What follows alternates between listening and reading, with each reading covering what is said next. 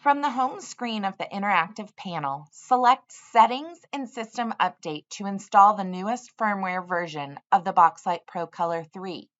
On the Mimeo 4 panel, begin the update by selecting the About section in the settings and then selecting System Update.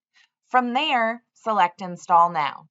The panel will begin to update and restart when completed. To verify the update, select the System Update section again and confirm it is the most current version. If you would like to view what has been updated, please visit blog.mimeo.com